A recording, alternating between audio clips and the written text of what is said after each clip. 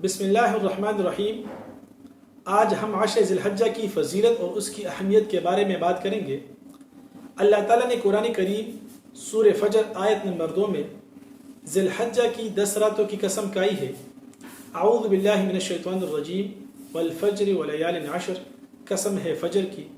قسم ہے ان 10 راتوں کی، جس سے معلوم ہوا کہ ماہ ذی الحجہ کا ابتدائی عشرہ اسلام میں خاص اہمیت کا حامل ہے، اور اس مہینے کی سب سے پہلی عظمت تو اس کے نام سے ظاہر ہو رہی ہے، ذی الحجہ یعنی حج والا مہینہ، چونکہ اس مہینے میں اسلام کا ایک عظیم الشان رکن حج ادا کیا جاتا ہے، جو اس مہینے کے علاوہ سال کے کسی اور مہینے میں ادا نہیں ہو سکتا، اور حج کا اہم رکن وقوف عرفہ بھی اسی عشرہ میں ادا کیا جاتا ہے، جو اللہ تعالیٰ کے خاص فضل اور کرم کو حاصل کرنے کا دن ہے۔ العرض رمضان کے بعد ان ایام میں اخروی کامیابی حاصل کرنے کا بہترین موقع ہے۔ احادیث مبارکہ میں ان ایام میں عبادت کرنے کے خصوصی فضائل وارد ہوئے ہیں۔ ترمذی شریف کی روایت ہے، عن ابی ہریرہ عن النبی صلی اللہ علیہ وسلم، ما من ایام احب الی اللہ ان یتعبد له فیہا من عشر ذی الحجہ یعدل صیام کل یوم منها صیام سنة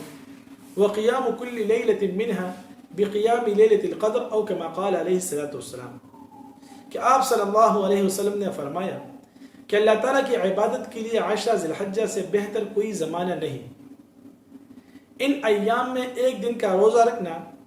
1 سال کے روزوں کے برابر ہے، اور ایک رات کی عبادت کرنا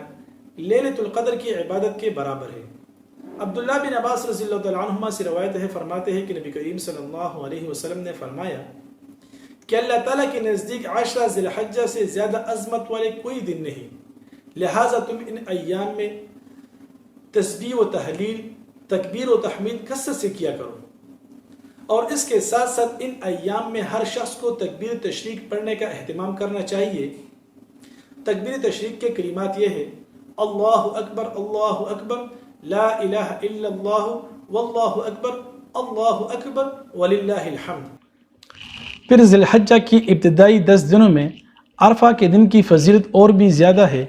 حدیث شریف میں آتا ہے کہ عرفہ کا دن روزہ رکھنا پچھلے 1 سال کے گناہوں کا کفارہ بھی بن جاتا ہے، اور اگلے 1 سال کے گناہوں کا کفارہ بھی بن جاتا ہے۔ لہٰذا عشرہ ذی الحجہ کے دنوں اور راتوں کو بڑی اہمیت اور قدر کے ساتھ گزارنا چاہیے۔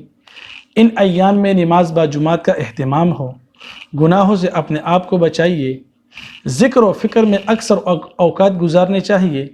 اس کے علاوہ صدقات اور خیرات دینے کی کوشش بھی کرنی چاہیے۔ پھر میں یہاں پر ایک ضروری وضاحت بھی کر دوں کہ اختلاف مطالعے کے سبب مختلف ملکوں میں عرفہ کا دن الگ الگ دنوں میں ہو تو اس میں کوئی اشکال نہیں، کیونکہ عید الفطر، عید الاضحیٰ، شب قدر، یوم عاشورہ کے مثل ہر جگہ کے اعتبار سے جو بھی عرفہ کا دن قرار پائے گا، اس جگہ اسی دن میں عرفہ کے روزے رکھنے کی فضیلت حاصل ہوگی انشاءاللہ تعالی۔ جزاکم اللہ خیرہ۔ روزمرہ اور جدید مسائل کے شرعی حل معلوم کرنے کے لیے ہمارے اس چینل کو سبسکرائب کریں اور بیل آئیکن پر کلک کریں تاکہ ہر نئی ویڈیو آپ کو بر وقت ملے۔